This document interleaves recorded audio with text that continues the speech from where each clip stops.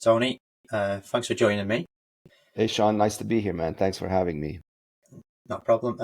So do you just want to let the listeners know a little bit about yourself, what you do at the Bitcoin Way, Sure. Yeah, my first name is off? Tony, one of the co-founders of the Bitcoin Way. I come from over 25 years of cybersecurity, encryption, and privacy, and a little over 8 years now into the Bitcoin space. And so we bring a lot of that knowledge, in our consults in order to help fast track folks into proper Bitcoin self-custody, the only way that we believe anyone in Bitcoin should be.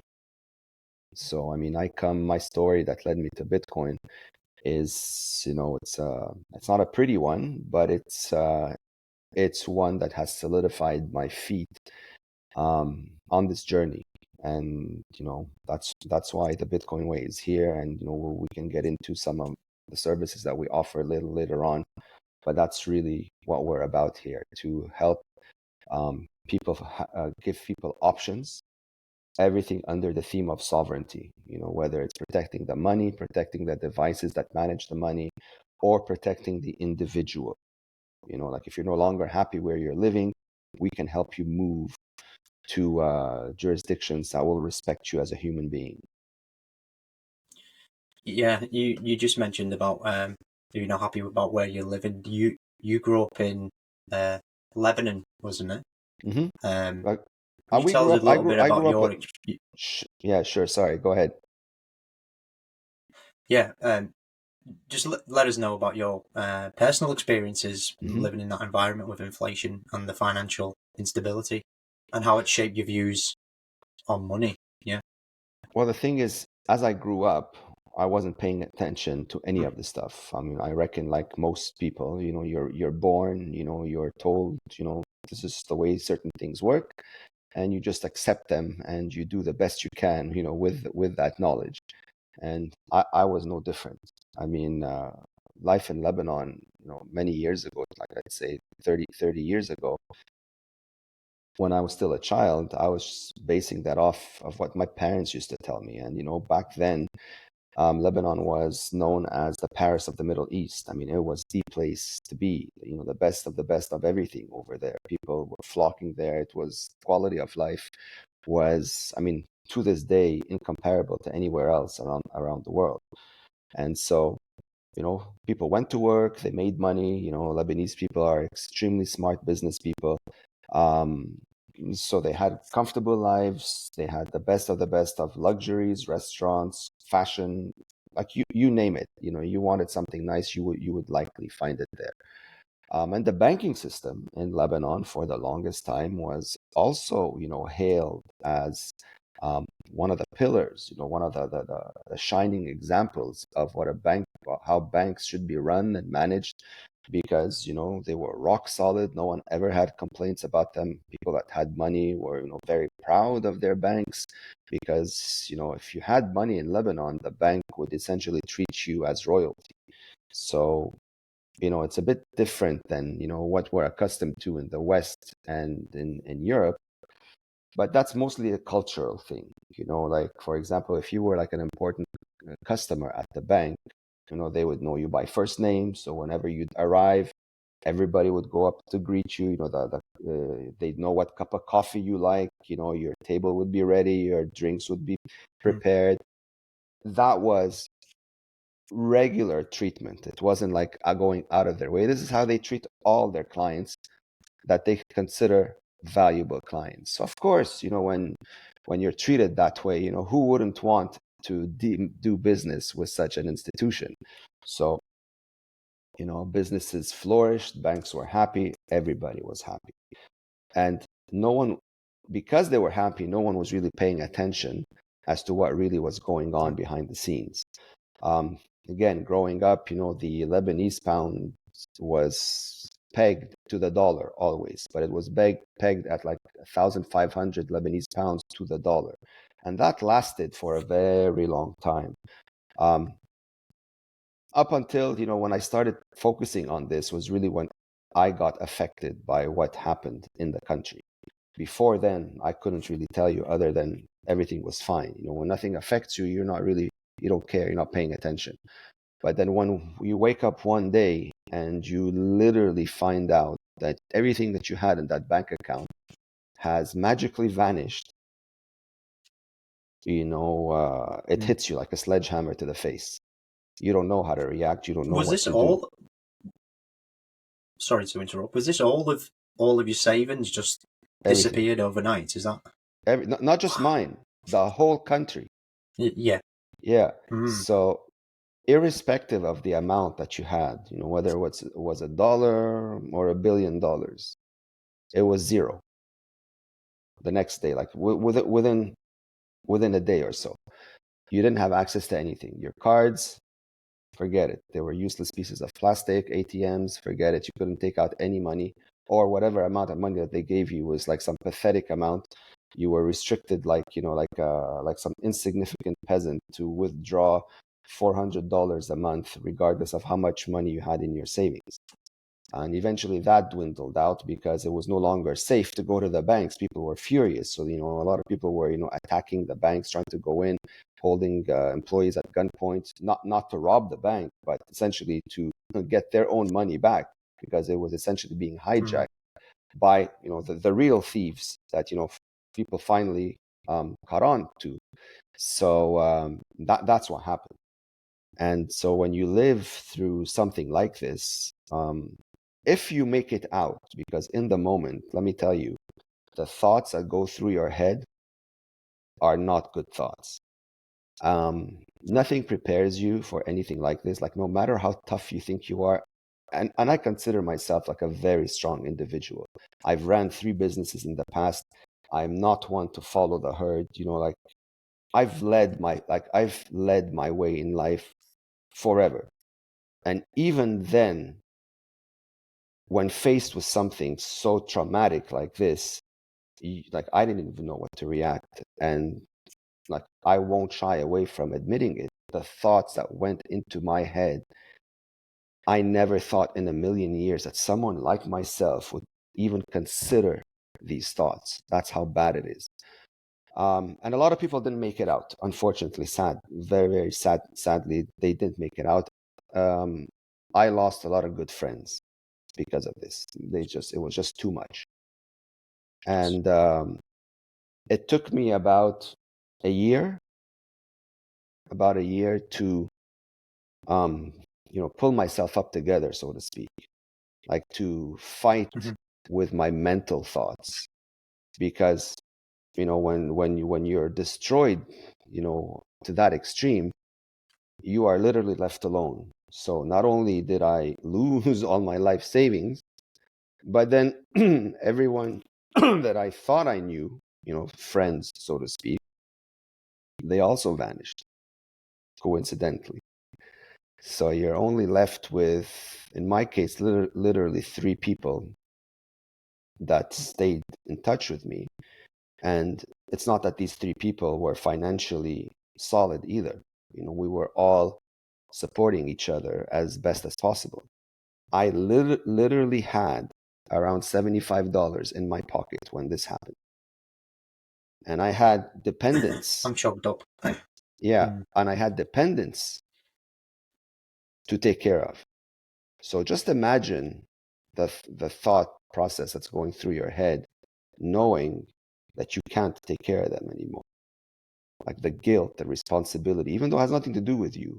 But it was my decision to put my money in that bank, not because I'm an idiot, but because, it's a bank and it's supposed to be safe, right? Yeah. So that's one harsh lesson that, I will never forget. And so,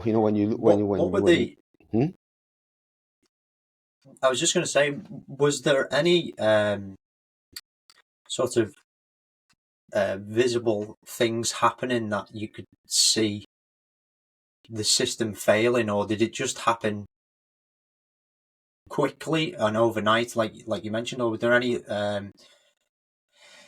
things that you recognise that could have been a bit of a tell? And just to add on to that question, is there any of that happening in the West that you recognise today? that might lead to a similar sort of situation. Of course, in hindsight, everything is Mm. clear.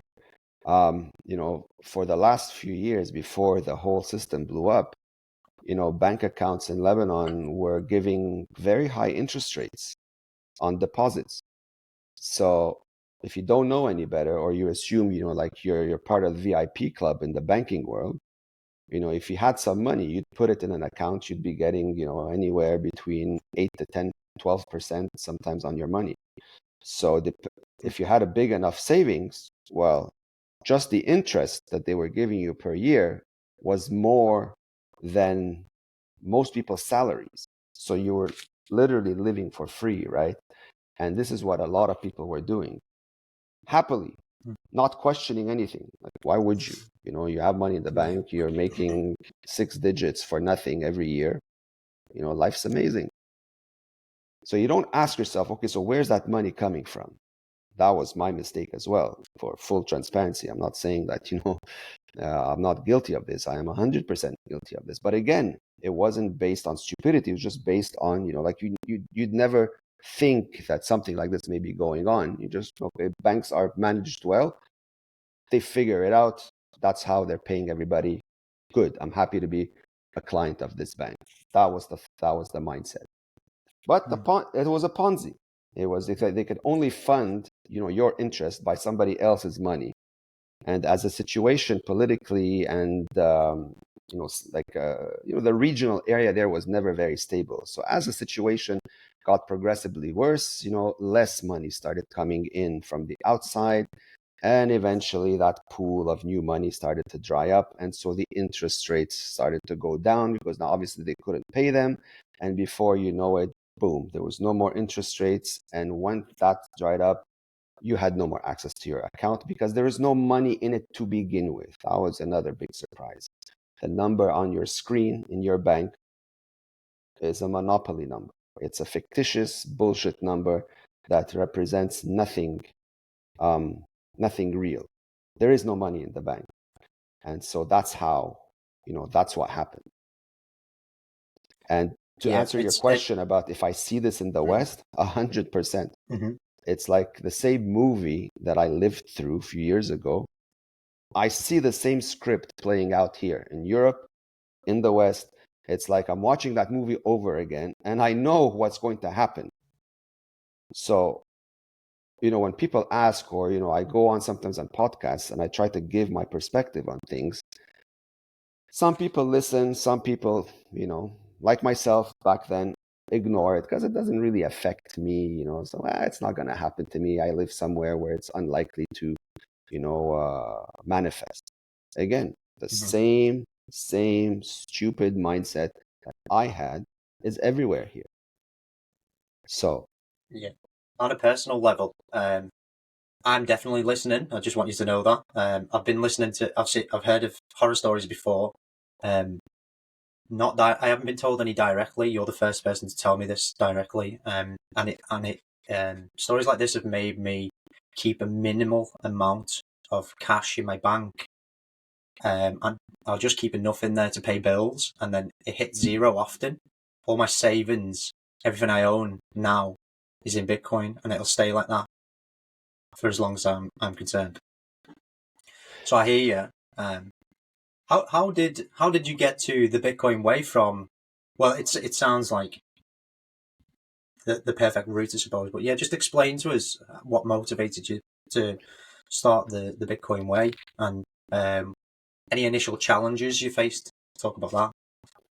well, look, I mean, my whole life was in cybersecurity, and in the tech world. I built and managed 3 companies in the past. So living in this world was never a problem for me. The problem when this happened was my mental state.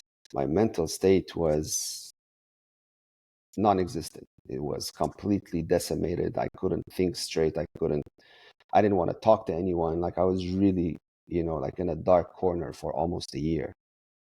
And then I had to make a decision. I don't know, like one day I just happened to wake up with a little bit more energy than some other days. And I just had a conversation with myself, and I'm like, I either go out, or I figure out a way to rise back up. And what really motivated me were the people who were dependent on me. I'm like, if I go out like a loser, even though in the moment it felt like the only way to relieve all that pain, what kind of message, lesson, would I leave behind? That would be even worse, right?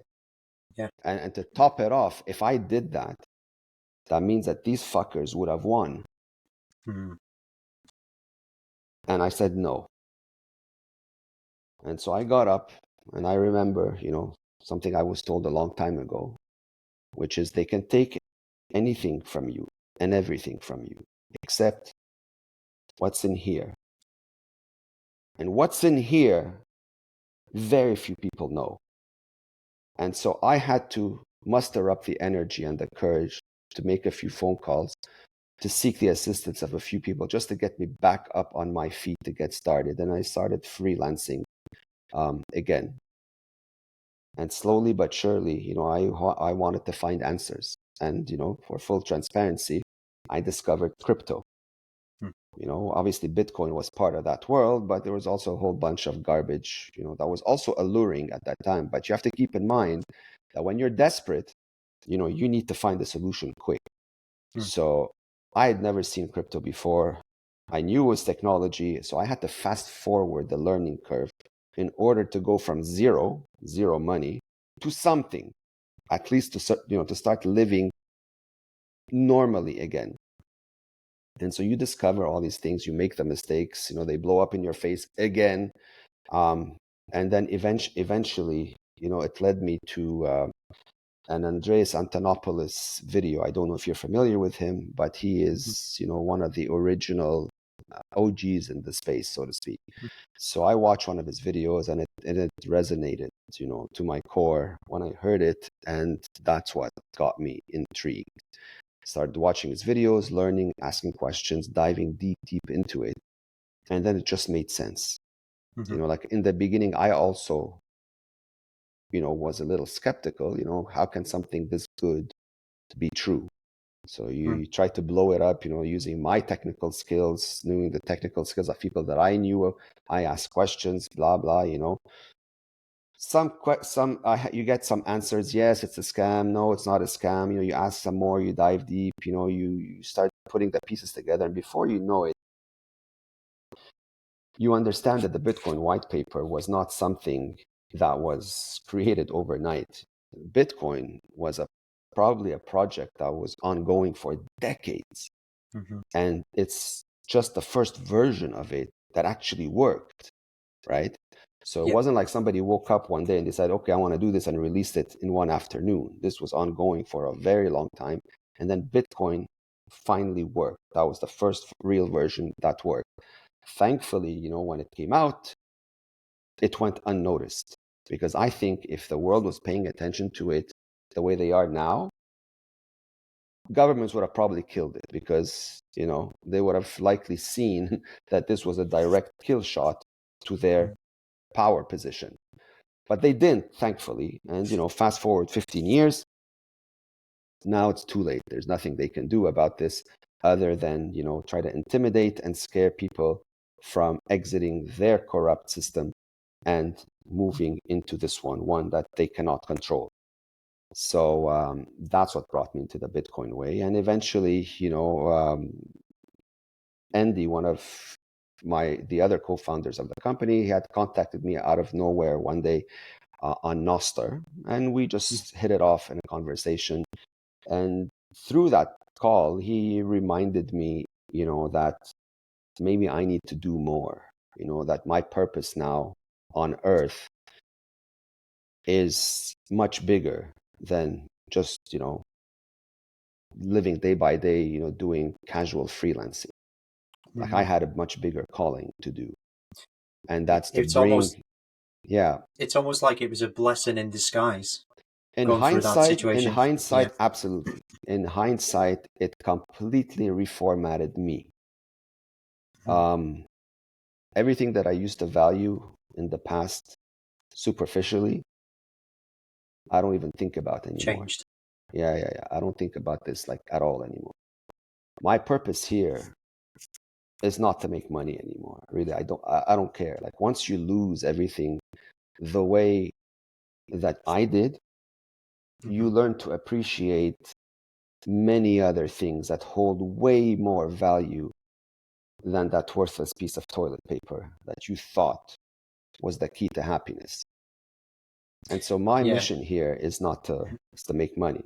It's really to educate now in order to ensure that as many folks as I can possibly reach never ever have to find themselves in a situation like myself, because it is not a movie you want to be a part of.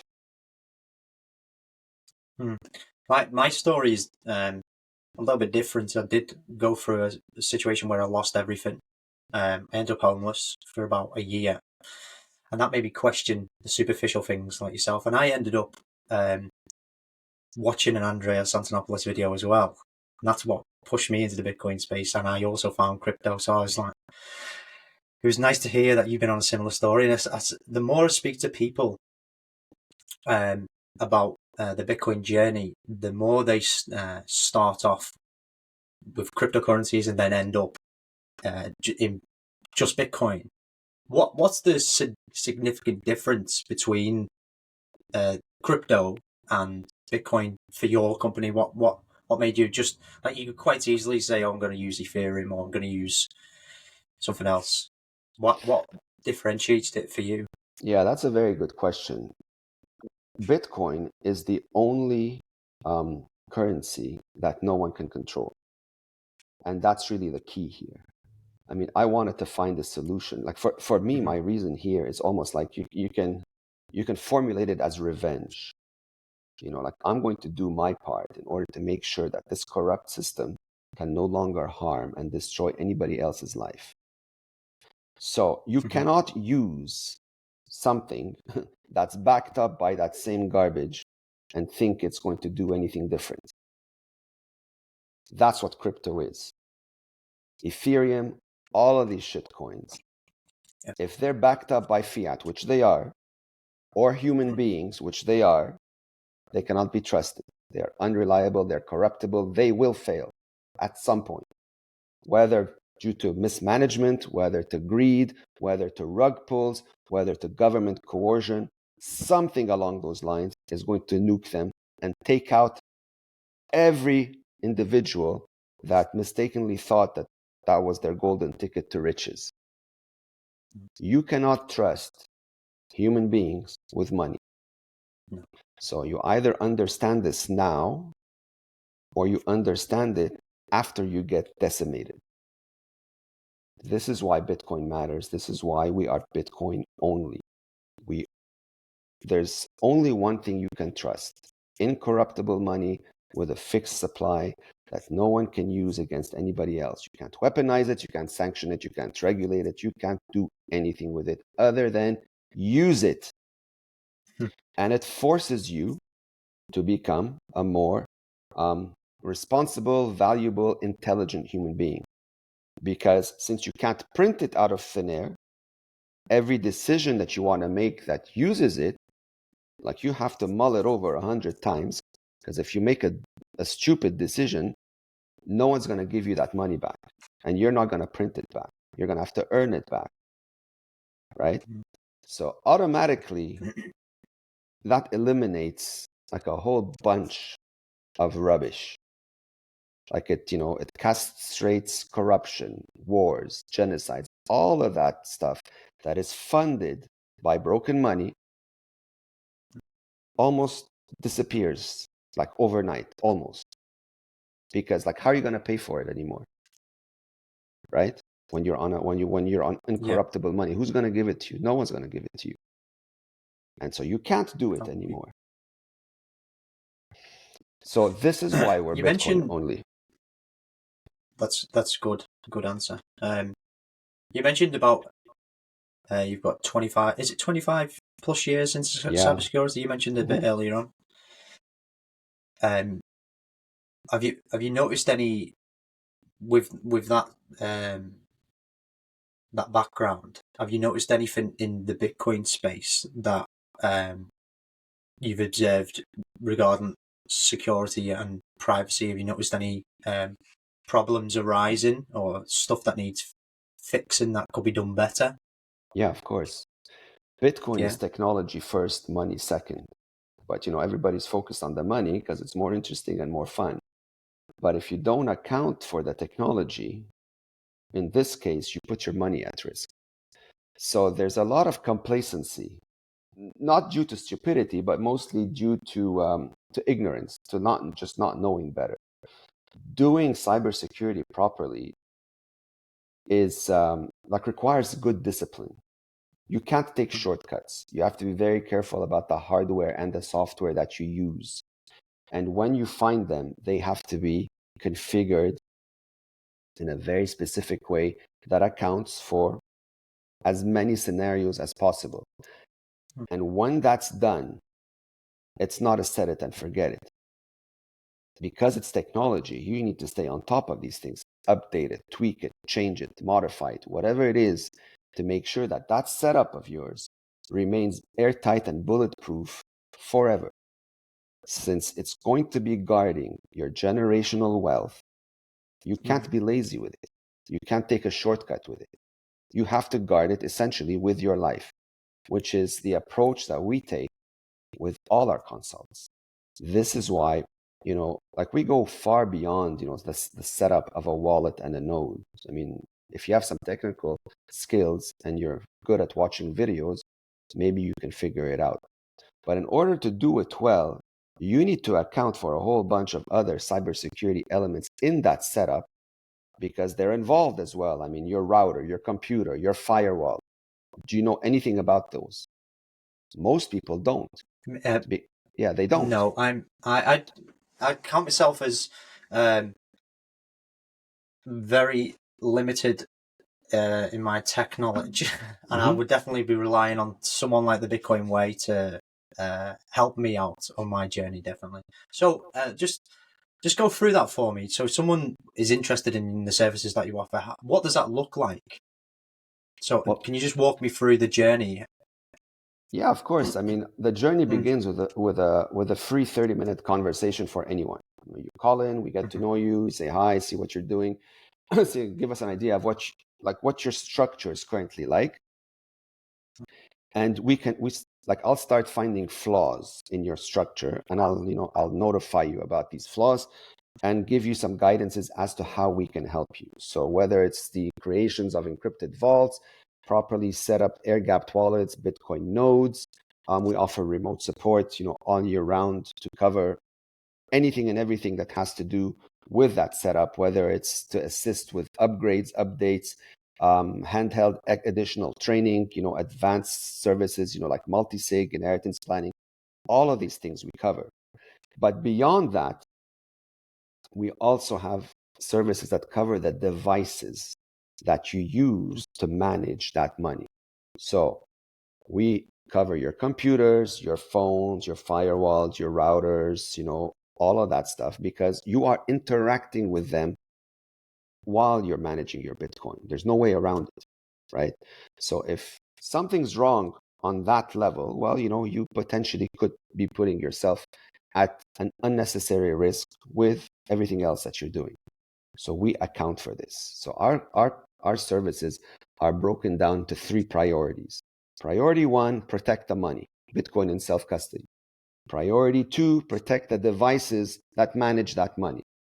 And priority 3, protect you, the individual. If you're not happy where you're living, you don't like the way your country's going, we've helped you find options to move somewhere that doesn't give you these problems, that don't give you these headaches, that respect you as a human being.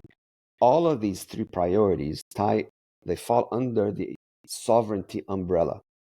And that's what we're about at the Bitcoin Way. And we're always finding ways to fine-tune these services, to add to them, to enrich everybody's lives in as many ways as possible, in helping them protect their freedoms, their sovereignty, so that they don't need to depend on anybody at some point. They will be, an encyclopedia of education that they can pass on to their kids, which that will then pass on to their kids, forever. Interesting. It's so. Can you give me an example of how, I don't know, say like I bought a hardware wallet off a company, thinking, oh, if I put my coins onto this hardware wallet, that's then protected and in self custody. But I've heard there's some of them could be connected to Wi-Fi still, and there's still a way that they can be compromised. Is that something that you guys could fix? Yeah, absolutely. We're very strict about the hardware and the software that we recommend. We don't sell anything, by the way, just to make that perfectly clear. Hmm. The only thing we sell is knowledge. We don't sell any hardware, no software. We test a lot of things that's out there regularly, to filter out the good from the bad, and then we put them on a recommendation and we send it out, and users pick whatever they prefer, and we help them set it up. Our criteria for this is extremely strict as well. Like, for example, we only deal with open source or verifiable source Bitcoin only products, whether it's hardware or software, no exceptions. We're also very strict on some details that some others may find extreme, but we don't care. We're solid on that. For example, if a hardware wallet connects to a computer, it doesn't connect to ours, and we don't recommend that it connects to yours either. No exceptions. You don't know what you don't know. If an unexpected bug or problem happens down the line that no one's aware of now, you're going to discover it the painful way. So why take that unnecessary risk when you have an option to keep your signing device completely away from any computer? So that's one. Then we have the nodes, open source nodes only. Like we configure them in special ways so that they are completely isolated, secured on the network, Bitcoin only. We don't mix and match a whole bunch of different unrelated apps in the same node just to keep the machines running optimally, resources as efficient as possible. All of these little details, they matter, right? Because you're becoming your own bank. So there's no Mickey Mouse business when you're building your own bank. It has to be bulletproof, airtight, fine-tuned, up to date every single opportunity you can. And that's what we do. You just mentioned about it, you're building your own bank. Some people don't want that responsibility. So are all your clients these people who want self-sovereignty, or are they just people who want to buy Bitcoin and be done with it? Or do you have that variety of clients? Everyone that comes to us, no matter from what angle they come with, ends up fully self-sovereign, because that's our ethos. These are the values that we teach, and this is the only way we're going to work with you. We don't sign any transactions. We don't recommend you hand over your private keys to faceless institutions. You want to do multi-sig, we will teach you how to do it yourself with people that you trust in your inner circle. You don't need to go ahead and KYC yourself to someone else when you don't have to. Okay? This illusion of convenience is going to be a very expensive lesson for a lot of people, unfortunately, because it's essentially it's laziness. You don't want to do the work. So things are okay while they're okay. But when things go bad, like what I've lived through, it comes out of nowhere. There's no heads up message. There's no like 6 months notice that, be careful. No. You'll wake up one day and everything's gone. And there's nothing to do or no one to blame other than the man in the mirror. So why take that risk? It's not nuclear science. Self-custody really isn't nuclear science. It's just new. But when you have a team of professionals, that have like mastered the way of simplifying that knowledge into teaching you how to do it, why wouldn't you take it? In my opinion, it's silly. It's a risk that you're taking unnecessarily. Like, you're willingly introducing counterparty risk into your life. You don't have to. Absolutely, I get that. In the West specifically, I feel like we're too wrapped up in the fiat system to understand how bad it can actually get, and we rely on it so much that we think, no, this would happen to a poorer country. It could never happen to us. And I think it's going to happen to a lot of people where it happens, and then they're going to realize too late, and you're going to be like, you stood there. And I don't really want to say this to a lot of people, but it's going to be like, I told you so, and it's going to be too late for them. Well, a lot Can of you people do? are a lot of people are realizing this now. I mean, they're realizing it because they can't afford anything anymore. Sorry, Tony. I just need to put my laptop on charge.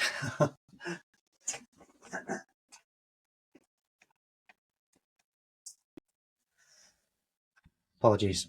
No worries. What Yeah, was you going to say? Sorry.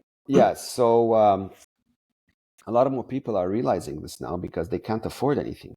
You know, if they go to the supermarket, their bill is astronomical, and they only have like 6 things in their bag. So where's this problem coming from? You know, now the word inflation, most people had no idea what it was. Like, most people have never heard of it. Now everyone talks about it. Like, it's the new buzzword. Inflation. That's the cause of our problems. So how do we fix it? Nobody knows, because nobody understands money. And that's by design. You know, like, the whole education system never teaches you about money, because if they did, you'd have a revolution a long time ago. So now you have to learn it by yourself, unlearn the lies that you've been taught, and seek the truth. And most people will never do this. They will never do this. I am 100% convinced of it, that 80% of the population will be financially destroyed before they start paying attention, because it's just laziness and just not convenient, or I don't have time for it, or whatever other retarded reason they can come up with. You know, so they won't. They've But never had thankfully, to. yeah, they They've never never had had to. to. Never had to. Even though they know their lives are more expensive, they know they can't afford much, they know they're complaining all day long, but yet they don't want to do the work or make the effort to find out why or how they can come out of this rut. So it's easier to complain and whine and blah, blah, blah, and think you're going to vote, you know, replace one piece of shit by another piece of shit, and think, you know, that the problem is going to be fixed. That's not the way it works. No. When the fundamental root of the problems is related to broken money, it doesn't matter who you have in power. They're all using the same corrupt system that they created for their own benefit, not yours. You are an insignificant peasant, a peon, a hamster on a wheel that's put there on purpose to be exploited. Like I've said this before, the fiat system was created for 3 reasons, and 3 reasons only: to steal, censor, and be weaponized against you somehow. That's it. And control, and to control you.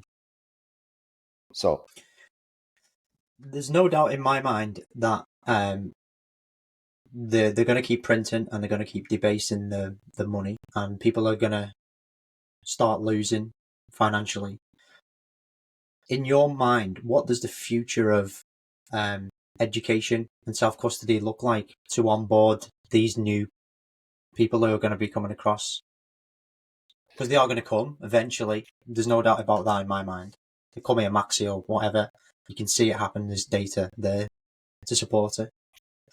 So what's that look like? What does it, in your mind? I'm very optimistic about the future. I mean, Bitcoin represents freedom in its most epic way. When nobody can control your money, they cannot control you. Being unconfiscatable is an insanely powerful position to be in, because no one can threaten you with anything, right? And so in the minds of those that hate you, that don't like you, you become dangerous because you cannot be controlled anymore. Like, what are they going to tell you that's going to phase you? I'm going to shut down your bank account? Be my guest. Take it. You don't need them anymore. And so Self-custody, I think, is going to become normalized. Personally, if you want to really know what I think at some point in the not so distant future, it'll become a criminal offense to attack or jeopardize the Bitcoin network. Because at some point, governments are going to be forced to adopt it. Not because they want to, but because they have no choice. You know, when you have the social pressure, when so many people are into it, and you know you cannot stop it, like, what are you going to do? You have to adopt it. Otherwise, you cease to exist, which is not going to be an option, obviously.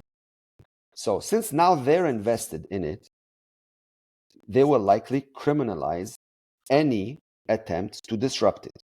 That's my personal opinion.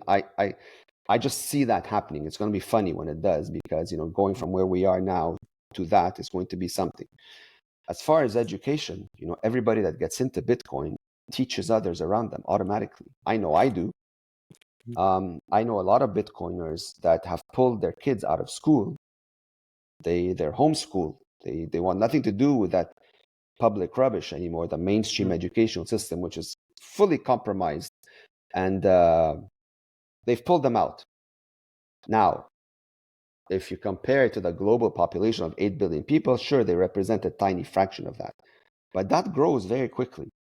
And you don't need 8 billion people to be like this for the old system to fall apart. You know, you just need, I don't know, like maybe 10% of the global population to be sovereign for the other system to start being completely decimated. Why? It's because people lead by example. 10% of the global population, that's a lot of folks. And now with the internet and social media and all of that stuff, people that are living like kings and queens, free, doing what they want, you think they're going to be quiet about this? It's impossible. They're going to be all over social media. So those that don't have that lifestyle are going to wonder, well, how are they doing it? And that's where the dam breaks. You know, like that suddenly goes from very fast to like turbocharged fast. Yeah. You know, so that's how it's going to happen, in my opinion. You know, and I've already seen it happen. I mean, we deal with a lot more people now on a regular basis. The questions are way more intelligent than they used to be many years ago. Now they're more fine-tuned. You know, it's like, I have this node and I have this wallet. Is it good? How can I improve it? Like, that's the type of questions that I get.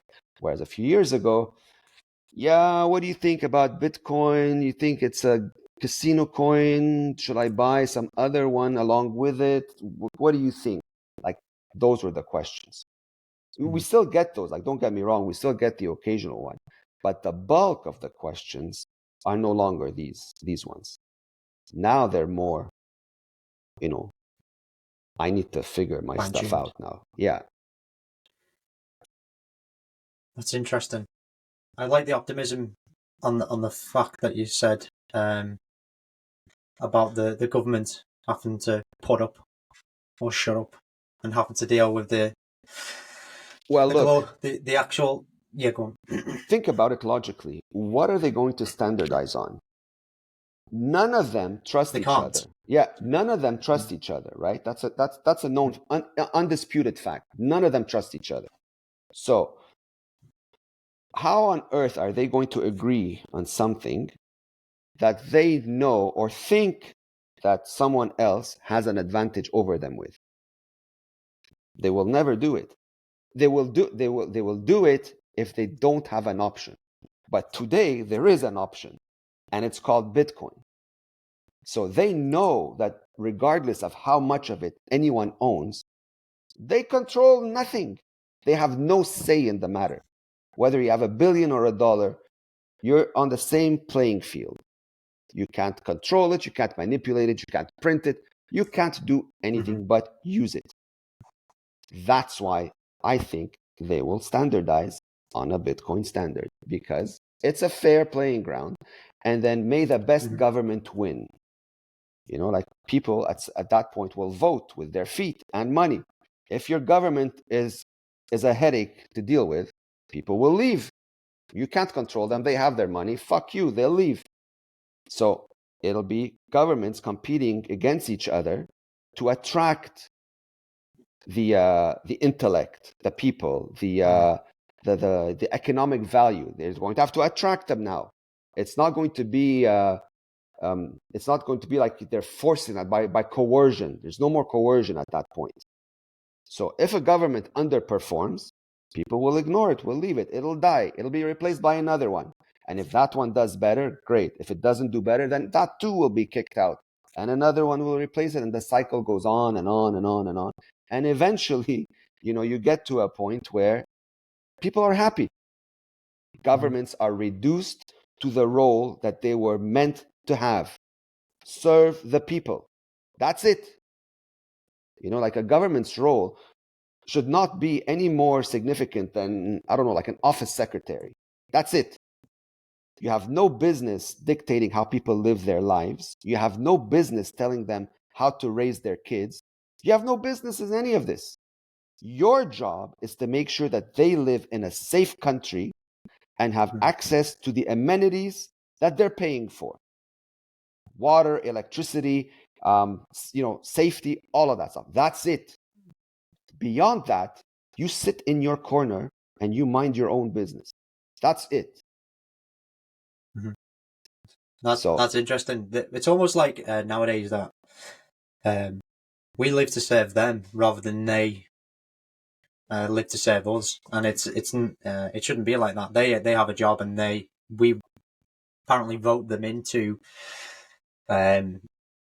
look out for us, but it seems like it's the opposite. It's like we must do these certain we must meet this criteria to keep them in power. It's so delusional. It's gotten out of control. I mean, you have a bunch of psychopaths now that literally believe they have the right to play God. So that's it. Yeah, that's what you're seeing. It just made me think of something else that I was talking to someone recently about, that so-called Bitcoiners in the space have this infatuation of giving the limelight to these billionaires who are in the space. Like, I get what Michael Saylor does. He's got the treasury, and he's a big advocate for Bitcoin. And all of a sudden, we're seeing like Trump RFKs in the spotlight. More recently, Michael Dell. And you mentioned before about when you get into Bitcoin, everybody's on a level playing field, and it doesn't matter whether you've got billions of dollars worth of Bitcoin or you've got 0.01 worth of Bitcoin. What are your thoughts on these billionaires being in the space, and Bitcoin is giving them the spotlight that they don't really deserve, but they're only there because they've leveraged the broken fiat system? I don't really pay attention to any of these things, honestly, because they don't matter. Whether billionaires getting into Bitcoin is because some of them are smart enough to realize that if they don't get out of the existing fiat system, these billions are going to be reduced to one big fat zero. And so they have to find, somewhere to protect that wealth. And where are they going to put it? Gold, real estate? None of that is any good anymore now that we have something like Bitcoin that eclipses them by like a long mile. A lot of people are hailing these people, I don't know, I guess in hopes that they would buy, and then that their number would go up, and then they would become rich, in that sense. There's still a lot of that nonsense going out there because most people still think in fiat numbers. Like if Bitcoin goes up to $1 million, all of a sudden I'm a millionaire. So you're going to have some dummies who are going to sell that Bitcoin for $1 million thinking they're rich, when in fact they're going to realize very quickly that now all they have is $1 million of worthless paper that buys nothing. See, like the BlackRocks of the world, these people are not idiots. Like a BlackRock, I don't think cares if he sells you a Bitcoin at $1 billion. I don't think they care, because they know they're giving you $1 billion worth of rubbish in return for the world's most valuable asset. you're gonna think that's it, you've made it, but you've made nothing. And you're only going to realize this after you sell. So this is where it's key to understand what money is fundamentally, and then you understand why Bitcoin is so valuable. It's not the number go up. Bitcoin represents the true essence of human freedom, where your time and energy is 100% yours, and you choose what you want to trade it for. So on a Bitcoin standard, the price of things goes down. It's a deflationary world, right? If you're on a Bitcoin standard, you already know this. Like people that are living on Bitcoin for whatever period of time, they're already living in the future. They have that cheat code, right? Exceptionally, you have these moments, like now where the price dips a bit. Who cares? In the long run, like if you zoom out a bit, their lives are much cheaper than someone who's running on that hamster wheel, figuring out why he or she can't afford anything. So, but again, it takes a willingness to sit down and learn and unlearn what you've been taught. First of all, accept that you've been lied to. There's a lot of ego and arrogance that resists against that. That's mistake number one. So once you get past that and you accept, okay, that you've been duped, regardless of how old you are, it doesn't matter. It didn't happen to me when I was a teenager. It happened to me when I was much older. I fully accepted. I didn't see it coming, but I fully accepted that I should have been paying attention to it. But I would have never come to that conclusion until I got completely nuked, right? So maybe, like you said, it was a blessing in disguise. But now you have an opportunity not to get blown up, because you may not come out of that explosion. Yeah, I have this friend. He holds a Bitcoin treasury, but he swears by the fiat system, and he knows it's a scam. But he believes that Bitcoin will be beaten somehow because of the higher powers. And you just mentioned about that. People are trapped in this. They deny it to a point of delusion in some cases. How are you dealing with people like that? Because I would like to speak with my friend and help him a little bit more, because I just feel like there's only so much you can only lead a horse to water, is what I think. You can't make the horse drink, can you? So how would you deal with that sort of scenario? Well, look, He buys Bitcoin for number go up, and not for the complete freedom and self-sovereignty, because he thinks higher powers will eventually just squash it or leverage it in their favor. Well, there's nothing really you can do. He's going to have to learn that lesson on his own. I mean, this is primarily guided by fear, or by the illusion that he's living somewhere where that's not going to faze him. I've come across a situation with high net worth individuals. I mean, they're so comfortable that they don't want to know anything about anything that can disrupt that lifestyle. Like, they don't want to risk losing their position of power to anything. Maybe because they don't trust themselves to learn whatever it is that they have to learn, and like they're just happy where they are. And they suffer from the ostrich syndrome, where you put your head in the ground and you assume everything is fine, until one day you're gonna pop your head out and you're gonna see like a pack of hyenas standing behind you, ready to tear you apart. That's what's going to happen, because fiat currencies are going to zero. If you think you're going to just make so much of it that even if you know it's going to zero, you're still going to have so much of it that it won't affect your lifestyle, you're a fool. Because when things hyperinflated in Lebanon, the $1 million that you had in a bank account became worth $100 within a week. Okay? So I don't care how much money you think you have. It's only a question of days when things break to that at that extremities. You are going down like turbocharged free fall. No matter what your number on that screen is, it's headed to zero.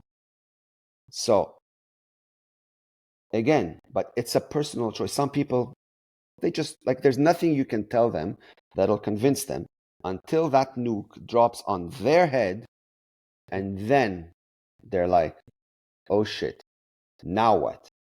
But by then it may be too late. Yeah, he's it was it's been a steady learning process for him. I put it politely like that. It took me to help him to get his coins off Binance. I was on about it for 2 years, and he recently got them onto a hardware wallet just before CZ was I think he was arrested, wasn't he? I don't know what the full story is there, but yeah, it's been an interesting conversation for over the years, but hopefully he gets there. I've just got one more question. I won't Sure. keep you. I know we're coming up to that hour mark. It's about the Bitcoin way. What have you got anything you can share with me that's going to be happening in the future with the Bitcoin way? What have you got in the pipeline? Because I'm aligned with the Bitcoin way's values, and I want to see how this develops. Like user advertising with us. So yeah, let us know if you've got anything in the pipeline that listeners can look out for. Yeah, we're always striving to improve our services, to fine-tune our teaching processes, to include a lot more services that cover even more ground. But again, like with everything, we do things systematically. We're not here to push out services to sell to folks. We do things very gradually. Like it's not a race in any of our services. Our priority is to really ensure that step one is taken care of properly, that if your money is safe, prioritize the money, Bitcoin and self-custody. Once that's handled properly, and it's you have a bulletproof and airtight setup that you can rely on, then we gradually scale into some of the other stuff. But at least your foundation is in place, and each one of these categories, the money, the devices, and the citizenship, we're going to be adding a lot more of these, as time progresses. I mean, we're not in a rush either, just to throw in services for the sake of it. Every service we put out is because we've spent weeks, sometimes months, making our due diligence behind them, just to make sure that there's no surprises that we have overlooked in any way, shape, or form, right? And our services are always going to be catered to the masses. We're not here to focus just on high net worth individuals. Our purpose here is to reach as many folks as possible, because everybody, deserves an opportunity to protect themselves. And so we keep ourselves accessible. We're active on social media. All our communications with clients are ongoing. Like they rarely end. Once we start with someone, we become essentially almost like friends forever. Keeping them updated with what they need to be aware of, and constantly fine tuning. I mean, this is cybersecurity. It's cybersecurity in the past was a niche service, for enterprise and data and intellectual property. Now it affects 8 billion people because it's focusing on something that they all need, which is money. So it's not really an option anymore. At some point, it's going to become the norm. Okay, that was a very insightful conversation, and thanks very much for joining me today, Tony. Thank you for having me. I'm glad I've been able to offer some insight and value to you and your readers. And if anyone has any more questions, like the first call at the Bitcoin Way, the first 30 minutes are free, like no obligation. If you just want to chime in just to inquire, you're curious about something, maybe you had a question we didn't cover on this call, you're more than welcome. You book an appointment on our website, and boom, we get on a video call, and we tackle them all. Where can people find you? Is on the website? Are you on? You said you're on Yeah, social on the media. website, thebitcoinway.com. We're on Twitter. I mean, you can follow me on Twitter. My handle is V4BTC, and the Bitcoin Way has its own handle as well, which is the Bitcoin Way _. We have a YouTube channel, we have podcasts, like I've been on quite a number of podcasts now that you'll find on our media page. They're all there. You're welcome to check them out. And yeah, man, feel free to reach out anytime, anywhere. We're happy to talk to everyone and discuss everybody's situation and see how we're able to help in any shape, way, or form. Perfect. Thanks, Tony, and cheers. Thanks, John.